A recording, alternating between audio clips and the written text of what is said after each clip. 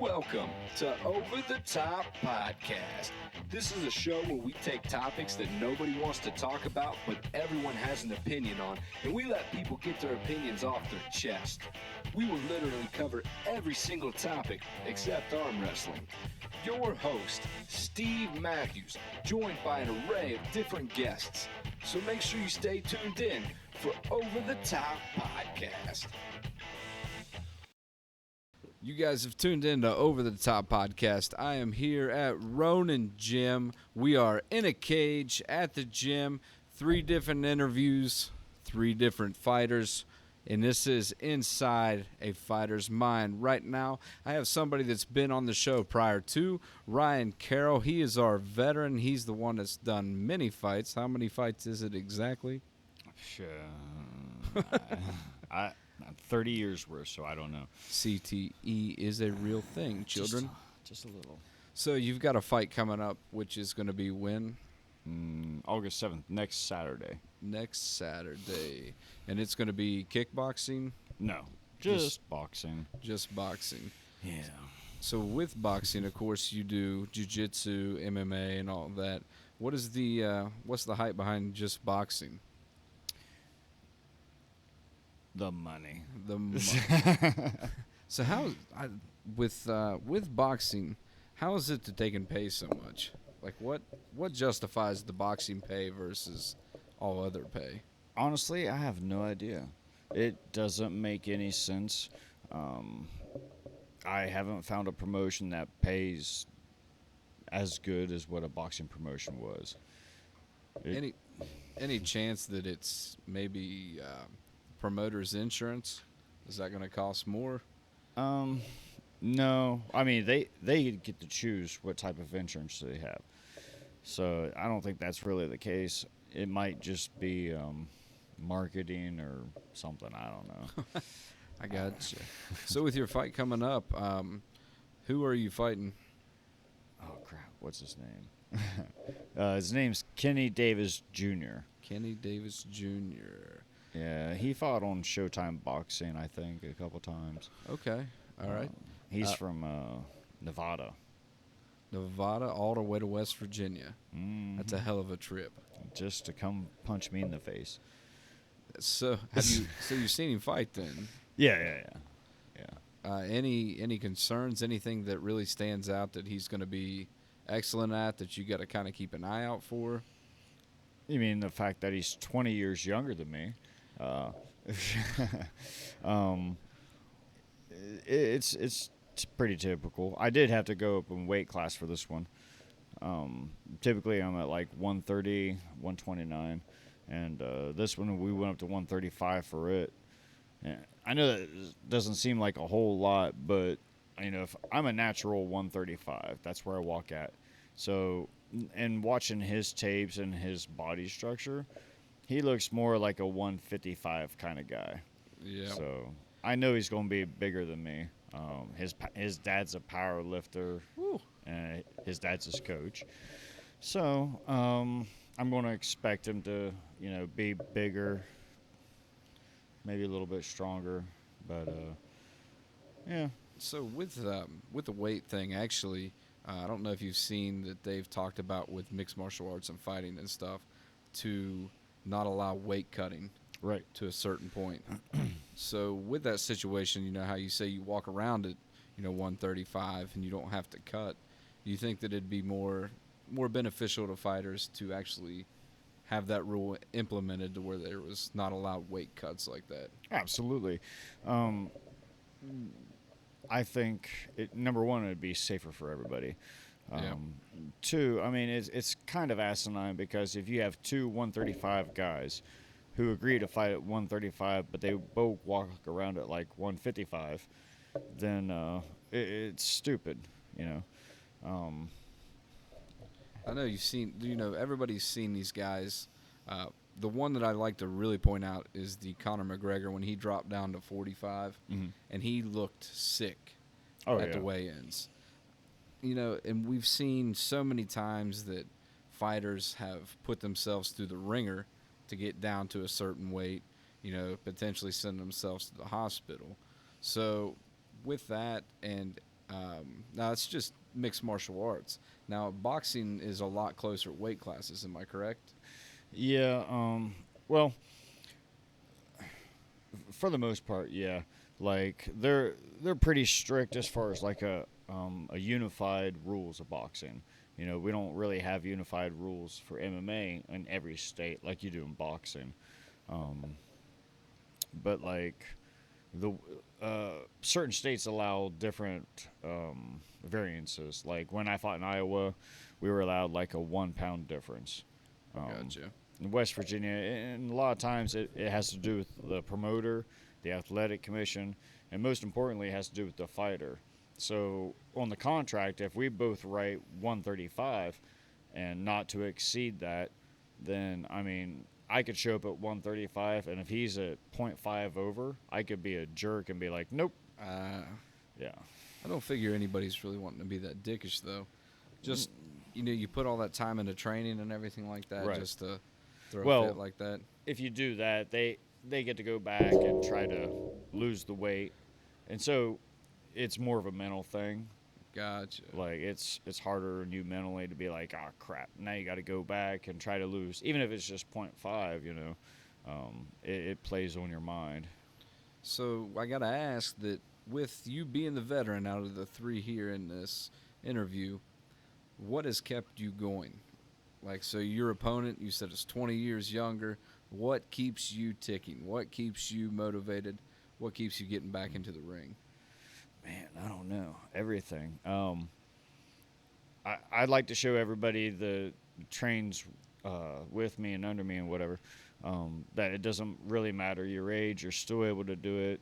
And I just thoroughly enjoy it. You know, I've been doing it for 3 decades now. Man, it sounds so bad when you say it like that. I know, right? After I'm thinking about it, I'm like, damn, that's a long time. 30 years sounds so much better. Yeah, when you've been doing it as long as I have, it's just, you know, I've contemplated like retiring and stuff, and I don't know, I can't fathom it just yet. So my motivation, obviously, you know, a little bit of the money, that is a pretty good motivator. Yep. But for the most part, I just enjoy it because it's when I have a fight coming up, I feel not only does it motivate me, but like all the other people, I feel it helps motivate them as they see me being motivated and more workouts and, you know, different things. Everything's a little bit more intense. So I think it helps them out too. Have you seen a major decline with age, as far as how long it takes to train, your cardio, or do you feel that there's been something that you've got a little bit more of an edge on now that you've got age on you? I mean, I don't think I've slowed down at all. If anything, I feel in better shape now than what I did in my 20s. You know, and I think that's probably because I teach classes all day. But cardio is not necessarily a big thing. I think that's because the jiu-jitsu and everything we do all day, every day. And I think the knowledge, you know, just throughout the years is kind of gives me a little bit of an edge, you know. Plus, I'm not new to the sport, so I don't get those butterflies, don't get Right. antsy and stuff. I mean, to me, it's just another day, you know, business. A lot of these other kids, you know, they have a lot to prove. You know, they're 20 years old, so they're still trying to make a career out of it. Versus me, you know, I'll be 41, so I'm not so much worried about making a long-term career anymore. Right. So there's more pressure, I think, on them to go out and perform really good. Versus me, I can pretty much go out and have a good time, get paid, and punch someone in the face. I mean, that's a good point. Yeah. You know, it seems like that you don't have to worry about a repercussion of potentially taking a loss. That you have the ability to just kind of have a clear mind and just go in without the fear of losing. You know, you don't have to have that negative on your record to try to make it somewhere. Oh yeah. At this point, yeah, I enjoy winning, but you know, I'm not going to take a loss to the heart and be all depressed and down and out. You know, it's the fight game, and it is what it is. You know, I've won and I've lost, and you know, Yeah, winning feels great, but it's not going to affect me, if something like that happens. So, since you've been in the fight game for so long, and just kind of some words towards these younger guys, how much does a loss affect them? Is it something that can bury them early, or is it? Yeah, I mean, it can, like, I've seen some of them where even just a small jiu-jitsu match will affect them tremendously. And it depends upon how much weight they have on themselves. Like, if they feel like that they're unstoppable, Mm-hmm. and then all of a sudden something happens and they lose, like, it'll crush them. Like, there's, like, almost no returning from it, it seems like. Plus, like, some of these guys have, like, their family members as their coaches and trainers, and I think that puts a larger burden on them to try to do well and stuff, because mom or dad or whoever's in the family, and you're trying to perform for them, and Yeah. but yeah, I mean, family's nice, but I guess that would put a lot more pressure on versus if you were fighting. And I'm sure that if you get a fight that's in your hometown, makes it way worse. And on the side of that, so if they take the loss, does it make it more difficult to get fights because other people want to fight people with winning records? no, it actually makes it easier. Okay. As crazy as that sounds. So you start off your career 0-2. Mm-hmm. You're not going to have any issues Nah, going. that's the crazy thing in between boxing and MMA. MMA, they're going to be like, okay, you've lost 2, you need to win 1 or retire. For the most part. Boxing's way more strict as far as, like, in the opposite manner, because you could be like 0-22, Really? and they're still going to be like, hey, do you want to fight? Wow. Because you're going to be that soup can that they're going to use Man. on their young prospect. I mean, let's face it, that's kind of how they treat me. I'm a 40-year-old man who's, I mean, I'm not stupid. You got these 20-year-old kids who are up-and-comers, and they're doing great in their career, and they want to boost them numbers up. So Right. they go around, they're looking for people like me or anybody else. And they're like, well, he's old, we have a better chance at winning this than someone who may be on your actual level of, age and all this other crap, which I don't care. They can look at me however they want, just don't count me out. I'm sure that's a surreal and great feeling when Oh, you yeah. come out on top of that. Oh, yeah, absolutely. Like, I love when they get all cocky and everything, and I get to go out there and just blast them, and they're like, oh, shit, the old man does hit hard. Like, I mean, So I guess another real question is going to be, so you've got 2 options. Mhm. You have Mia Khalifa, the porn star, and Mike Tyson. You got to last 1 round or 1 minute with each of them. Who you lasting longest with? oh, shit. I think I'd have more fun with Tyson. Why? you- Why? Because if you put a hot dog in the microwave, it'll blow up in 30 seconds. That's,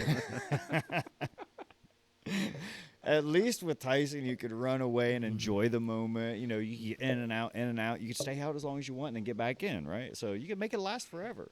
allegedly. Well, he gets 1. he gets one. He gets one. But going with, down. But with her, it could I'm be gonna just get that at least one. 2.5. I mean, just the anticipation alone would be like, oh, shit. Like, yeah. I'm sorry. This never happens. I don't know how. Oh, I'm leaving now. Oh. Now, is this going to be your last fight? No. No? No. You got a number that you're going to hit that you're going to call it? Is it going to be just a I got to hang it up. It's time? Well, I said this before my last fight 6 weeks ago. I said if I go out there and I perform, and if I can't perform, no matter if I win or lose, it's all in how I feel I done. So if I go out there and I just get completely outclassed and just look like a total dirtbag, that's the day that I know that I need to hang it up. Because then I'm not doing any justice for myself nor anybody else at the gym, because I don't want to taint the good stuff that we have by going out there and just looking like a total dirtbag. That's respectable. So I mean, I kind of lay it in that hands of just my own technique, I guess. So if I win or lose, it doesn't really matter as far as that goes. I don't want to retire until I get at least one MMA or one kickboxing match here in my hometown. That's That pretty way sweet. I can break legs in front of people that I lived with. I mean, that way I can do a fight in front of my hometown crowd and give them a good one out the door. There you go. So we got to bring up and we got to talk about it. So you got to go one-on-one with the now current UFC champion, Ah. Brian Moreno, in a combat jiu-jitsu match. Yeah. So for anybody that doesn't know, combat jiu-jitsu is a jiu-jitsu match that at the time allowed completely open palm striking from any position. Now, to understand that they've changed those rules just a touch since your match. It was pretty much that same night, right before we all started. They were like, all right, well, we got to do this, we got to do this, we got to change this up. So it was like on the fly almost, you know. And there was a couple of different rule changes as we went along, because I went to the second one, and there were some bigger changes after that, like how everything was set up and all the weird terms that we use, like, you know, being in purgatory and the get down rule. Then you had your escapes if you went to overtime and stuff like that, and a spiderweb position. So yeah, they changed a lot since then. Thank God. Well, I mean, you know, how was that setting into a It sucked. mat like that? it sucked. No, I mean, that's the biggest stage I've ever been on, you know, and I mean, everything just hit me at once, you know. Like, I was going there expecting, you know, a slightly smaller venue, and I was also expecting a different opponent. So when we went to the weigh-ins and they decided to say, hey, by the way, you're fighting Brandon Moreno, myself, along with the others I was with, was like, wait, what? Who? Why'd you change? Like, and to this day, I still don't have a reason as to why they changed what was going on. But they did. They changed our opponents, and I fought him, and he beat the crap out of me until I said choke me. If you'd like to see that fight, it is on UFC Fight Pass. Just throwing that out there. Yeah. Anything that you learned from that, though, as far as I tell you what, actually, yes, that I've out of all my fights I've ever had, that one was the biggest learning curve I've ever had. There was just so much knowledge I gained from that whole 6 minutes of getting pummeled in the face by him. Like, because I was like, I mean, if you see my jiu-jitsu now versus before then, I was very sporadic. I was like way more sporadic. I was like trying like weird cartwheel, frontward roll, weird shit. A lot of it just didn't make any sense, but it worked at the gym at the time because, you know, we were working with our immediate families around here, so we didn't have a wild type of style, you know, or anything different than what we had. yeah, like a UFC caliber champion? Yeah, exactly.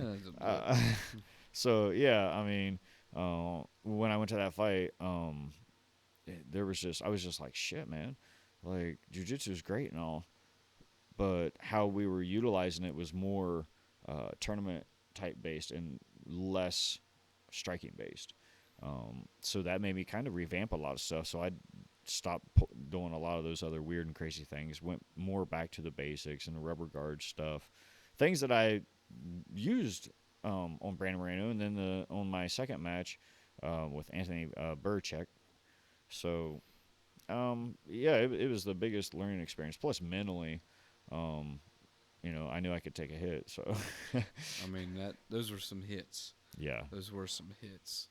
Oh yeah. I mean, just win or lose, very, very few people can say that they've been in a match with a top of the world best that there is. oh, yeah. You know, not many people get to say that. So No. at least you get to kind of walk away with that on your shoulder. That Oh yeah, I'm thrilled to head say I held got my high ass with beat that. by him. Like, yeah, like when he was winning, I was like, yeah, I know exactly what that feels like, get hit in the head by him. Go Brandon! Like, That kid's got a hell of a comeback story when it comes to just the UFC and everything like that. absolutely. You know, and camera-wise, he looks like he's extremely nice. So Yeah. you got to talk to him personally. Is that how he Oh, is? He's a super nice kid. Like, and like, I mean, he still has this baby face. Like, And that's what threw me off. Like, they told me I was fighting him. I'm like, okay, well, where is he? And he was like just back in the corner, kind of like by himself, had headphones on. And I was like, that guy? This baby-faced guy right here? And I was like, no, that ain't him. And, sure enough, we did our face-off or whatever, and he's like just smiling away like, oh, he's getting his school-grade pictures taken or something. Oh. I shook his hand, and it was all soft. I was like, that was the first thing I said to Matt. I turned to him, I was like, dude, he's got such soft hands. And, like, for some reason, I don't know why, I was like, man, I'm going to be able to hit him hard. Like, no, them padded soft hands, they're like little monkey fist or something. I don't know. It hurt. Any advice that you would have for some of these younger guys coming up? So you've got many years put into this. What can you tell them that they're not going to know right off the bat? Don't get too excited.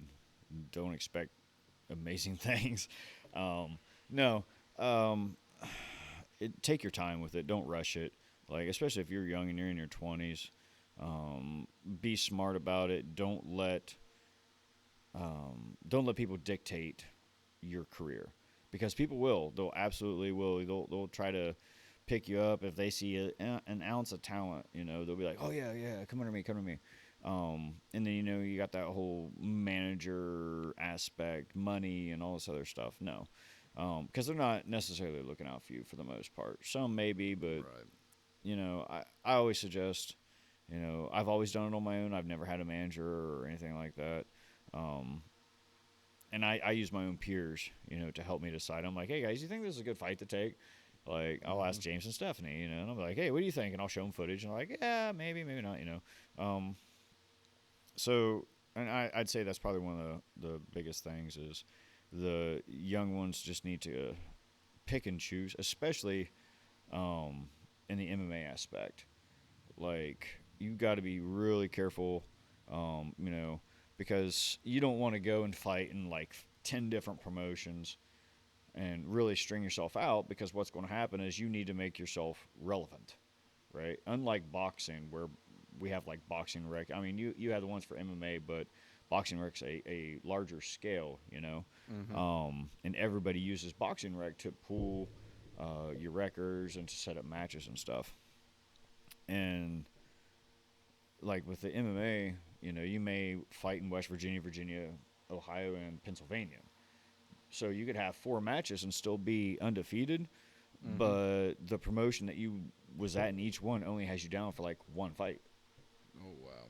Right. I mean, you could say that, all right, well, I've won around every state, and that's your actual record. But like going in and trying to be the new line champion, it's hard to do because you've only fought for that company one time. So I didn't have a privilege of doing it because growing up we didn't have as good a sanctioning as what everybody does now. So I would suggest trying to find a good promotion, try to stick with them, and that's what I usually try to do. I usually like find 1 or 2 promoters. I try to stick with them. That way, you're really familiar with one another and your guys' work, the work ethic in between everybody. Plus, the fans get to know you, because if you're bouncing around in 4, 5, 6 different states, you're not going to have a fan base. And honestly, you need a fan base. You need something to really make yourself stick out if you ever want to make it in like one UFC or anything like that. Boxing's way different. You have such boxing. You just got to be a badass at a young age. Yeah, I mean, that's true. Them guys, they'll have 40 amateur fights before they turn pro half the time. And even still, there's guys out there that are 20 and 30 and 0, and nobody knows who they are, But you could be a 3-2 MMA guy and go, join the UFC. Like, look at how many guys have joined it, and like their records sucked. They do. Like, they're just like, we're going to take him. Hell, McGregor's record wasn't even that great. Like, he blew up just because he could predict things and he made it happen. Yes. Yeah. How many amateur fights do you think that they should go through before they go professional? What's that magical number? It's hard to say, because, and this is where it gets cloudy, is the unsanctioned or ununified MMA rules, for instance, like how they're so different from West Virginia and Virginia. It's insane because Virginia, it's just like pro. There's no shin guards. You can elbow, kick, knee, punch to the face. Yikes. Right. It's just like a pro. You're just not getting paid for it. There's pros and cons to that, right? So it's good because that means you don't have to get used to a different rule set when you become better or when you go pro. But the off chance, if you're using knees, elbows, kicks to the face, you're going to take damage. Do you really want to fight 10 amateur fights, not getting paid? That's true. And getting elbowed in the head. That's true. So, as far as like time frame or amount of fights, it's really based upon how well you perform. I would, like West Virginia is probably the easiest example. You got to have 3 fights and before you can even take off your shin guards. Ooh. Yeah. Okay. It's kind of crappy, but it is what it is. And then, I'd say probably maybe 8 to 10 fights. And after that, I'd say go pro. And I only say that because it seems like there's a lot of promotions, but there's really not, unless you venture out. And, if you're fighting every 2 or 3 months, like some of us, you can get, 4 to 6 fights in a year as long as you're on it. But you don't want to rush it. It's just because what's going to happen is you might be able to beat all the talent in this area until you go to another state, and all their talent is 10 times better than the talent that was here. Yeah. And now you're getting your ass kicked for pennies on the dollar. So that sounds fun. And that's what I mean. Like you just got to pick and choose. Make sure your path is on the right one, and don't make stupid choices. Watch your opponents. Yeah. All right. Well, so Ryan Carroll steps back into the ring August 7th. Hopefully not his last time. Hopefully you take the W and keep coming back, keep fighting. If you do not know, Ryan's been on the podcast before, but this is Ronin Jiu-Jitsu MMA. This is his gym. So if you guys are in the area, please stop on by. You got anything else you would like to add? No, I don't think so. I'm glad we're being protected by Ronin there. By the baddest samurai still alive. That's right. I don't know how many are alive. He may be the only one. Just that one. Okay, that's the only one that matters. Hell yeah. All right.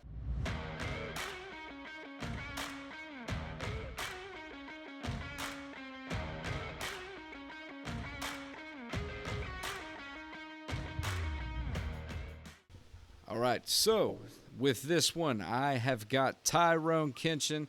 He has been inside the cage, well, ring at the time, for a mixed martial arts fight. And I'd like to talk to you about the ups, the leading up to, the getting in, and how it ended, and where you are kind of right now. So Absolutely. How long have you been doing mixed martial arts? Man, honestly, not long.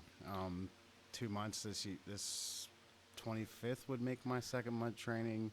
I was kind of a scrappy person growing up. Had a lot of street fights, but that doesn't really apply. It doesn't apply here. That's what I try to tell a lot of people is like, you can be a badass in the streets. You can go to a bar, you can fight drunk people, whatever.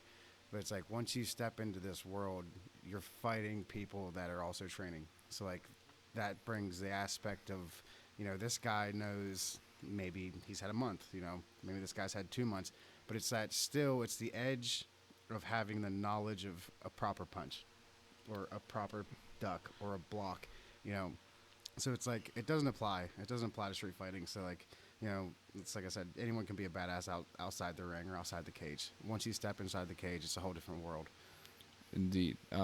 Even bring out, so just the other day, we got to watch 2 crackheads get into it. Absolutely. And It's wild. I mean, it's quite comical, but couldn't throw a punch, couldn't hit anything. No. As much not as he at was all. swinging.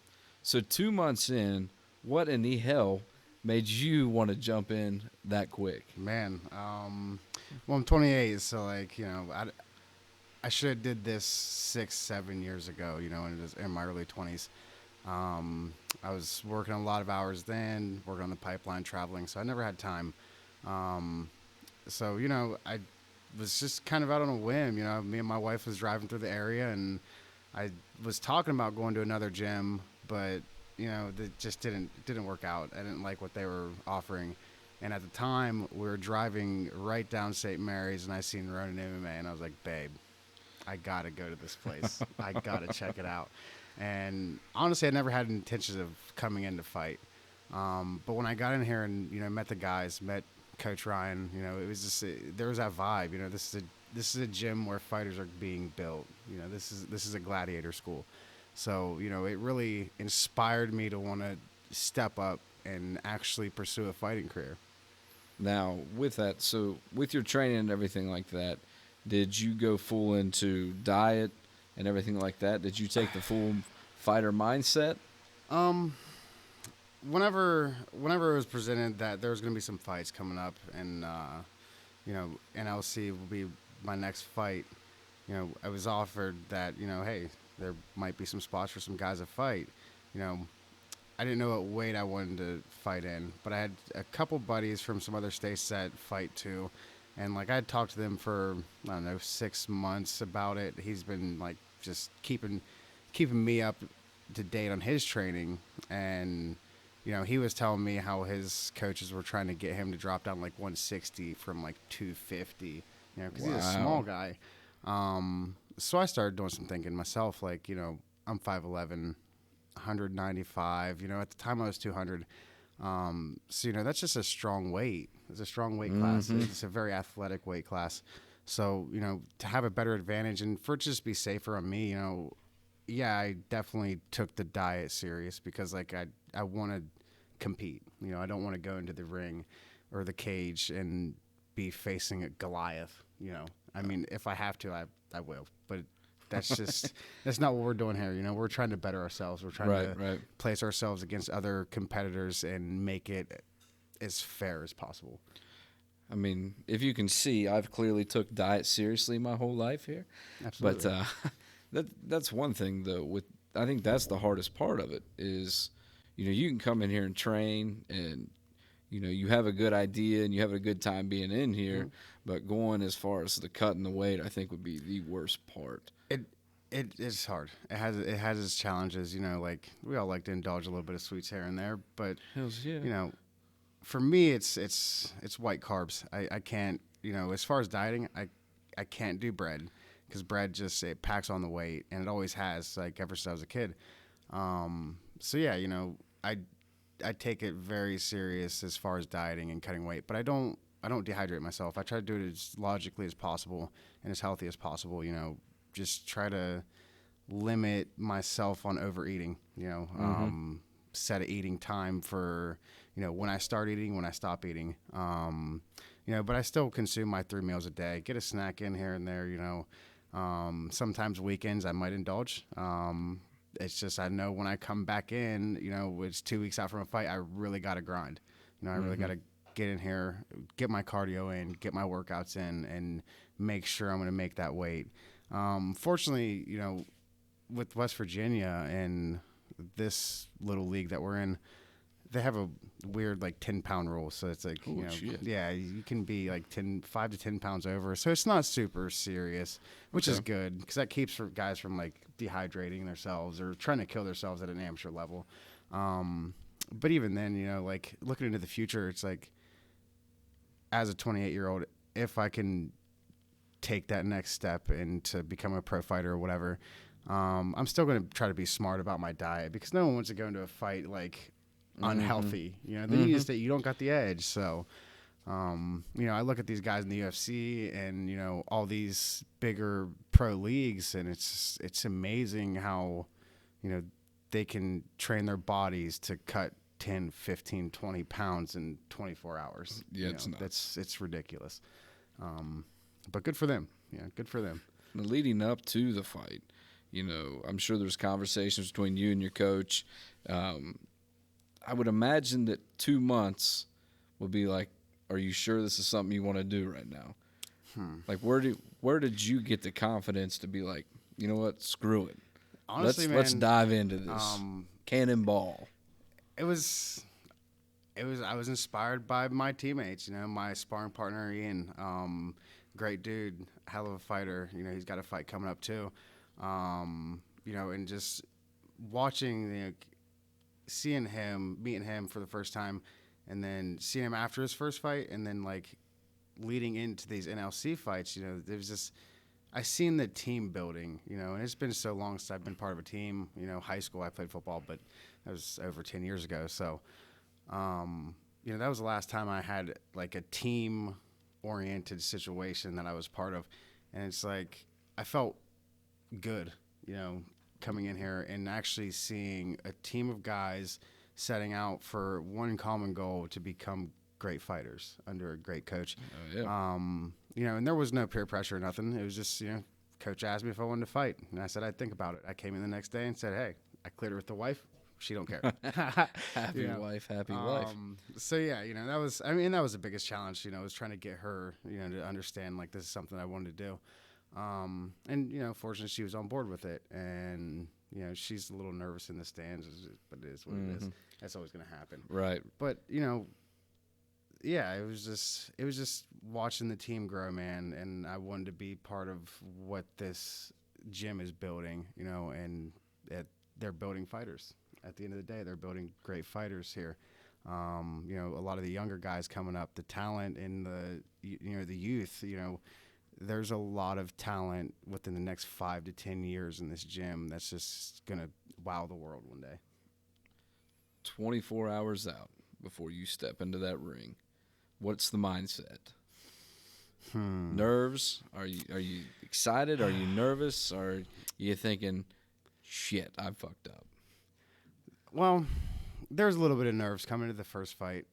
Obviously, first time being in that setting, I'm an athlete and I've done sports my whole life. So I understand what those nerves are. I understand how it is what you have to do to get over those nerves. Mm-hmm. And for football, I was always anxious up until the first crack of pads. Right. But here in the fighting world, it's you gotta find a way to get them nerves out before you step in. Because once you step in that cage, once you step through them ropes and that bell rings, if you're nervous, you're getting caught. Yep. So, it was really great having, a seasoned vet Coach Ryan, there the whole step of the way, helping me prepare my mental for hey, watch out for the adrenaline drops, make sure you're in a great mindset, before the fight, after the fight, during the fight. So yeah, the nerves were there, and the nerves were more there leading up into the fight, training, because it's I didn't know it was going to happen. I could have walked in there and got knocked out in one punch. Fortunately, that didn't happen. But, when I got there, there was no nerves. The nerves were gone. The anxiousness was gone. And I felt great. I'm not going to say I was underprepared. I'm just going to say the guy that I fought, fortunately, was a very great athlete, very great wrestler, very great fighter. He's got a future in this career as well, in this industry as well. So, yeah, I don't take nothing away from him. I came out, I tried to stand. He took it to the ground. He was smart. He did what he had to do to get the win.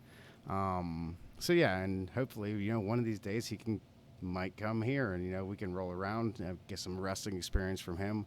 And he can learn some jiu-jitsu here. Right. But, like I said, the nerves, they were gone by the day of the fight. There was no anxiousness. I was just ready to get in the ring. There was more anxiousness just to get in the ring. And so that moment that you step through the ropes, and now there you are. They've announced you. They've announced your opponent, and you're looking at him across the ring. What's going through your mind? Is it calm? Is it game plan? Is it I'm just going to go out here have a good time? Well, for my first fight, it was game plan. It was really trying to stick to the game plan. I knew this guy was gonna. Honestly, I figured he was gonna come out swinging. We're in West Virginia and we're in Parkersburg, of all places. So a lot of the fights I've seen, and even watching the fights that night, leading up to our fight, it was just a lot of ugly swinging and just wild punches. So I kind of expected that, and I was really surprised that that's not what I got. I got a very skilled fighter, and I think he was pretty surprised as well that I wasn't one of those guys that was just going to come in and try to knock his head off and just start swinging wild. I've sat down and I've reviewed the fight film, and I've broke down my mistakes and seen where I need to work on and seen what I need to improve, which we've been working hard to improve in the gym. But as far as the other fights, like in comparison for two guys making their debut, like it was a very, very skillful fight and very technical at the same time. And I'm sure he was thinking the same thing I was coming into the ring, like, hey, what the hell's going to happen here? What am I doing? Is this right for me? Is this something I really want to do? But that's like, when you're a day out, when you're 24 hours out of a fight, you can't be thinking like that. You can't be thinking like, do I want to do this? Should I do this? You can't second guess. This is not a sport you second guess yourself in. It's very true. One of the best philosophies I think I've heard, as far as athletes and fighters go, is in the world of fighting, you have to show up for yourself every day. It's true, very true. And you talked about the weight differences that they allow and stuff like that. And I imagine, especially on an amateur level, because of those butterflies, because of those nerves, you see a lot of people that flake out. Yeah. You see a lot of people that maybe just feel that this isn't for them at an amateur level, or haven't quite taken it serious enough to get down to weight. So I guess in that sense, it's nice that they've allowed so much of a gap that if the fight both show up, Right. that we could still make it happen. Yeah, exactly. So fight's over. You took the loss in your first fight. After that, are you done? Is everything Absolutely not. crashing down? No, absolutely not. Honestly, everything's getting better. I needed that first fight, because I was originally training and preparing for this fight in August. The promoter down there was having a hard time. I think there was 3 guys that I had lined up. They were all wrestlers, so like I'd been training for a wrestler, which was just coincidentally. But they dropped out. They were young guys. I think one of them was at 170, and that was like an extreme. Like my first fight offer was at 170, and that's like where I started like really aggressively cutting my weight. And that sucked. The first 2 weeks was just freaking miserable. Sucked, man. And fortunately I got down to like 196 super easy, and then it was just like by the time I had got my first fight offer, Keith, the NLC promoter, he hit me up. He said, hey, we got a guy. I was like, oh, cool. What weight? He said 185. The same night, Coach Ryan hits me up. He's like, hey, man. He's like, Mike Shepard, he has a fight coming up. Would you want to fight in it? And I was like, yeah, what weight? He's like 195. I was like, oh, great. So I don't got to cut all this weight anymore, So I was super pumped, and it was a good moment in the household. Honestly, I went straight to the cabinet and started fucking stuff in my face. Anyway, so yeah, and me and Coach talked about it, and came into the gym the next week, started sticking down a game plan, and just got to it. Fucking just grinded, got the cardio up, got my punch skills down. We worked a lot of ground game, and I've really been focusing a lot on the jiu-jitsu too. But yeah, no, I mean, I was super prepared coming into the fight, and I was super pumped just to have the opportunity to get my first fight out, because now what I've noticed in myself coming back into the gym after the loss is like I know what it's like to get punched in the face in a real situation, in a real fight.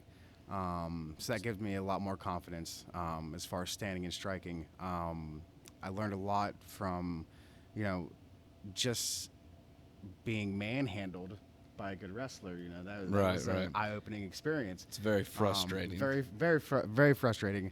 But it was eye-opening, and I cherish that. This is probably a fight I'm going to cherish for the rest of my life, because not only was the dude a great dude, he was a great athlete, And I don't think I could have asked for a better fighter for my first amateur debut. A lot of guys you get, you come in and, you might see two people having a massive adrenaline drop. And then it's just like, what the hell's going on there? Just this weird, crazy, untechnical slugfest. And, this was a guy that I knew coming in was going to be a challenge. And, I'm thankful for that, because now coming into this next fight, it's like I have one fight under my belt. I know what it's like to be under the lights. I know what it's like to be, in a stadium with, hundreds of fans cheering, yelling, and screaming, and have that stress and that weight on your shoulders to get in there and, you have to fight this guy. It's like you don't hate this guy, but you have to fight this guy. Does it make it worse that he was nice and that you couldn't hate him? Did that make it worse? No, not at all. Because I'm a nice guy, But there's a side, there's a mentality that goes into this. As nice as you are outside the ring, when you get in the ring, it's dog eat dog. You got to go into a killer mindset. And if you don't have that mindset in the sport, then you won't go far. And I'm not going to say he doesn't have that mindset.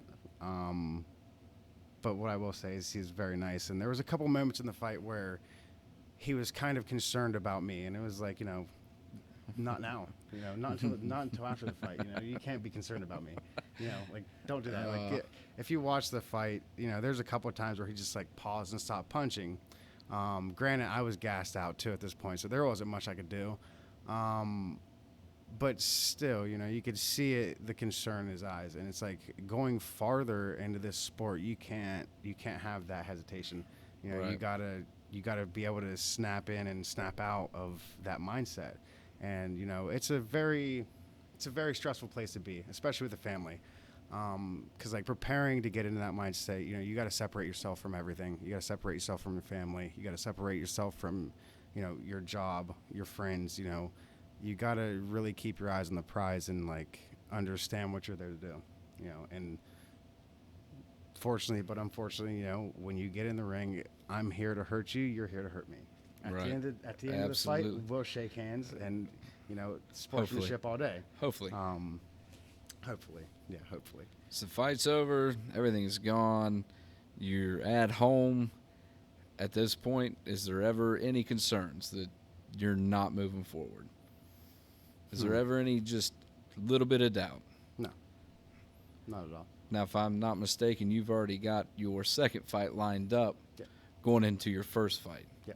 Is that correct? That's correct. So you already knew that coming out of that one, it didn't matter. It didn't matter. Not at all.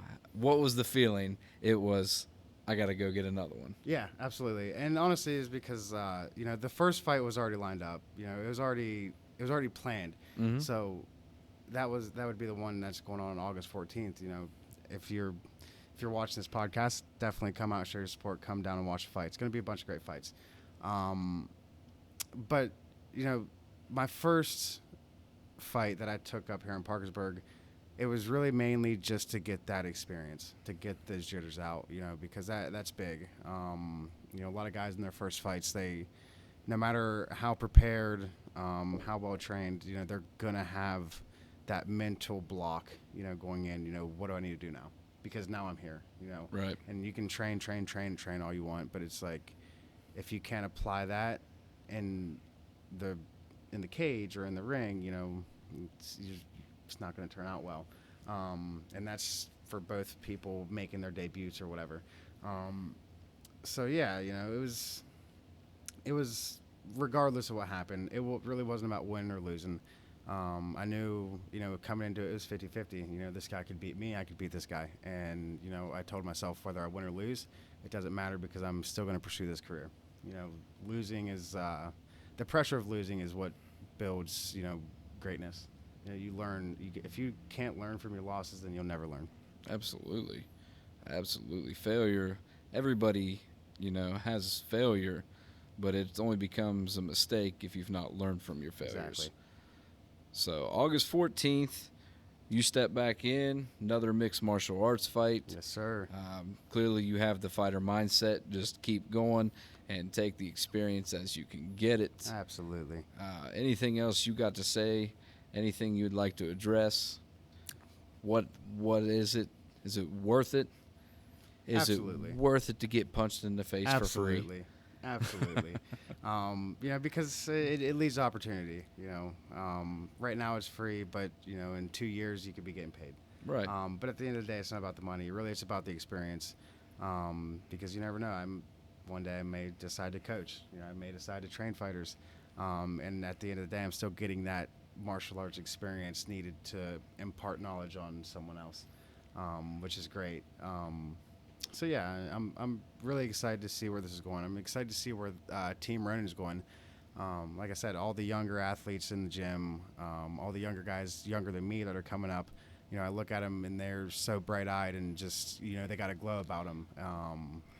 So yeah, I'm super excited, and this is something I've really, really came to enjoy and love. Hell yeah. So note to self, kids, don't do it for the money. You're going to have to get punched in the face for free first. You're going to have to get punched in the face for free. You're going to have to get used to that. All right, Tyrone. Well, I appreciate you coming in. Hey, I not a problem, appreciate man. you Thanks for having me. being with us. So, all right, man. That's it. Take it easy.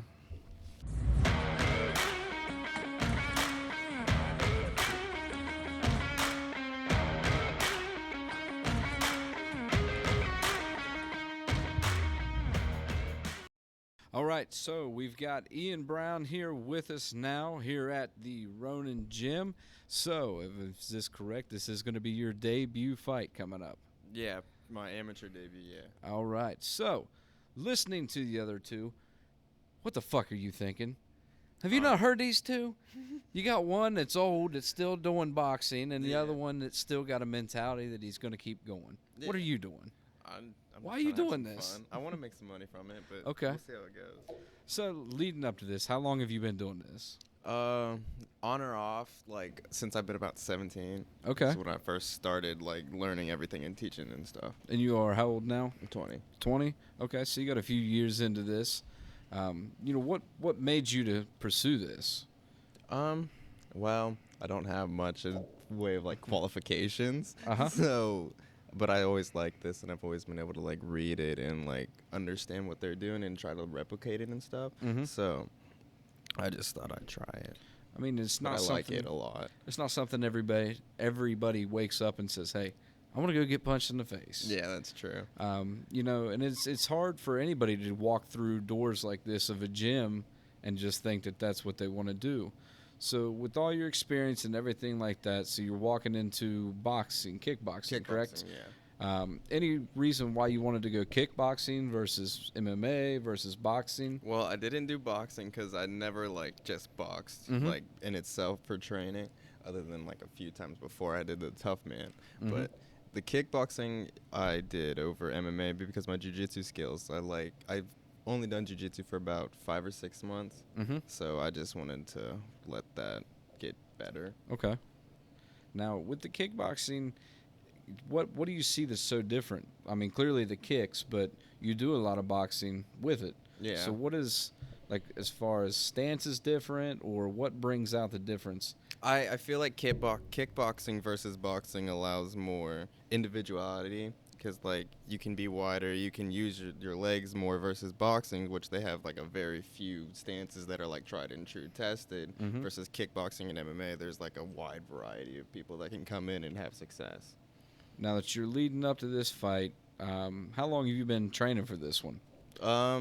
Since the beginning of May, so, like, 5 months. Okay.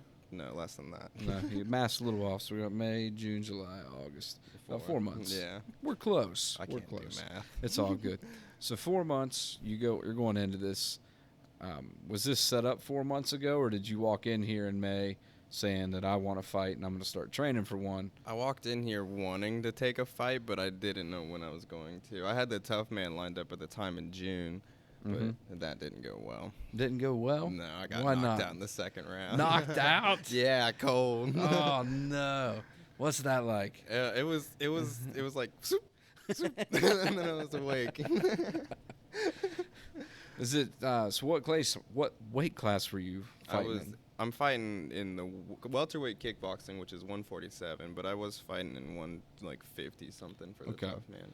Do you have trouble cutting weight? Is that something that's an issue for you? My body just fluctuates and my metabolism's weird. Yeah, I wish I was skinny like that.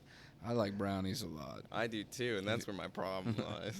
Have you ever had a crownie? A cookie brown? Yeah, or a brookie, whichever. Yeah, you I wanna had call a it. couple of those like a week ago. Man, they are delicious. I know. Anything that your opponent is sticks out to you that you want to watch out for? So I'm not super familiar with kickboxing.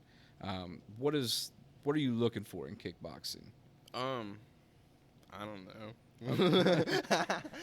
He had his debut fight, and that's the only footage I've seen of him. So that's not like a good estimate of his real abilities and stuff.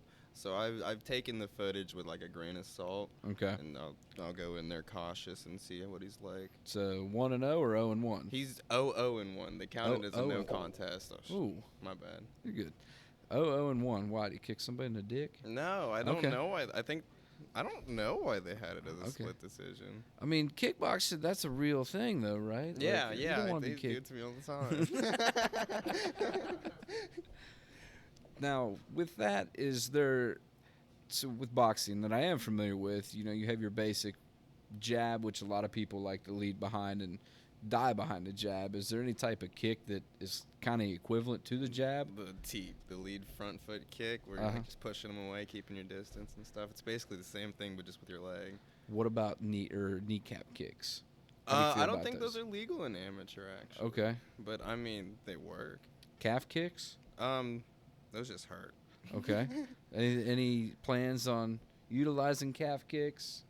I don't know, because I've got the shin guards on. And Okay. I don't know how that would go. All right. Coach says no. We looking at Mirko Crow Cop style. We got cemetery and hospital. He's a little older than me, man. Oh, man. I'm older than you. That don't make me feel good. So, with your game plan, I mean, are you looking to be more of kicking versus punching? You looking at a good mixture? Or is it just boxing, but I can kick you too? Good mixture. I like throwing kicks. I like good, clean kicks. But I also I like boxing, so it'll be a good mixture. Okay. All right. Now, with this being the first fight, and it is in your home state, Yeah. but not hometown. No. Is it his hometown? No, he's from a different place too. So Okay. it's not So you don't have to worry about the jitters. That you got all your high school friends there Mhm. or anything like that. And I that's have it. family though. A lot of family. Yeah. Are you afraid to get knocked out in front of your family? I'm more afraid of how my family react to the fight. Okay. How are they? Are they supportive? They're supportive but scared. Okay. Like okay. my mom, she bought tickets to my fight. Okay. And then she's like, now I don't know if I'm going to show up or not. I love you. I support you. I've bought tickets. I might be there. I might be there. Is it nerving to you to have The fight? that much family watching? Oh. Is that an issue? I mean, not really, because they've always come to all my stuff. Like, Okay. when I was a kid and stuff. Did they watch so- you get knocked out at the tough? No, the only only my Aw. girlfriend was there for that. How'd she feel about that? She was sad. You can hear in the video, you just hear her scream, no! So, women being women, let's be real here. I feel like she probably wanted to get in that ring and try to fight that fella. Oh yeah, we saw him at Ronnie's fight when he was there cornering for a couple of people, and she was like mean mugging him and stuff.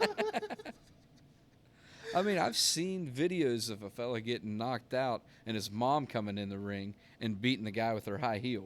Dude, people are insane. So nerves for you for this fight? Nervous? Any butterflies? We're what, 2 weeks out now? I don't know. Sometimes I'll get myself all hyped up, but like butterflies and nervous, not really. I'm ready. I feel like it's gonna be a good contest. I feel like the Tough Man was a good pace setter for me to like Okay. show me like the heat, but not also take a loss on my record and stuff. Right.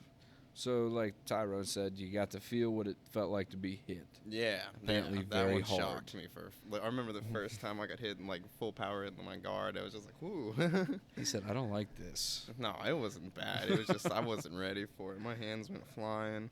I was like, Are you ready now, though? Yeah. Are you ready now? Yeah. You're gonna step in here, and you're gonna kick him in the dick, No. and then you get one, right? Isn't that the rule? You get one. You get one. Yeah, but then he gives like 5 minutes. That's a threat, though. Do you kick him in the dick, and then every time you kick him, he's gonna be like, "Ooh, he might kick You me gotta in the feint it a little bit first, make him Ooh. real scared of it. dick." Ugh, ugh. You got a favorite kick? I like a roundhouse kicks a Okay. lot. Just the All right. basic ass roundhouse kicks. All right. I don't know if you grew up in a WWF style home, No, but I I'm mean, a fan of kinda. the Sweet Chin music by Shawn Michaels. I'd like to see that myself. Just a side kick right under the chin. Oh, You think we can you could even do? I want to try we'll that. pull that off, ladies and gentlemen? If he does it, I will sing "Sexy Boy" all night. You gonna be long. there? I probably will. I'm do thinking it. about now. It's down in Mason, correct? Madison. Madison. Yeah. Which that's what hour and a half. Hour like 40. I got Ken down there. I got Ken that lived down in Boone County. Okay. Yeah. Beautiful place. Yeah, my uncle was a sheriff down there. Ooh. Yeah, I don't know if you've ever seen the documentary, The Wild and Wonderful Whites of West Virginia. He was but, in it. But no, he was not. But he's Oh. got some stories. Just a sidetrack. The main woman of that, her name's Mamie. She had a big Tupperware or Rubbermaid, just big tote. He said they got to her. They went to bust her, and they opened it up, and they could see residue of weed all the way to the top of this thing, but it was empty. And she must have got an inside tip. And she comes to my uncle. My uncle's last name's Green. And she said, "Now, Green, you know I only sell enough marijuana to keep these kids fed, right?" And he's like, "You can't tell me that." So, but he did say that if you were to get rid of them, hell, half the calls would be gone. But beautiful place down there. Beautiful place. Now, the organization or promotion that you're fighting under is... New line cage fighting. Okay. So are you going to be in a cage, or Yeah. you get to be in a cage? Yeah, I'm excited about that. I like cages better than rings. I mean, here we personally. are. We all like cages. That's why we did Exactly. this. That's why we're making things happen. 2 weeks out, no nerves, ready to roll. Now, like Tyrone, do you have another fight lined up after this one? Not You yet. just We've booking got 'em? a couple cards that we're like looking at. Mhm. But he doesn't have one lined up after this one either, I don't think. But we'll see what happens. Okay. All right. Anything that you got to say for these young people coming in?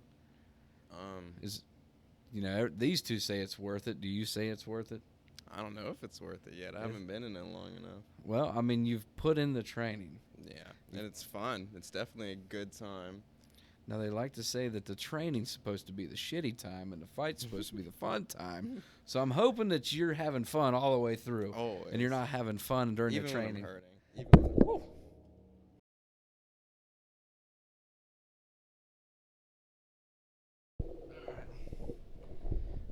car tire yesterday. Car tire? Yeah. Okay. Woke up to a flat tire. Woke up to a flat tire? Yeah, and I'm a delivery driver, so I woke up with a delivery order. Ah. Flat tires, and you ran in over something? We Or ran over a screw. Don't know when. At least they wasn't slashed. Yeah. Slashed is That's what I awful. thought it was. In my neighborhood, it wouldn't put it twice. So I once had a friend of mine come to my apartment and tell me, "Hey, your tire got slashed."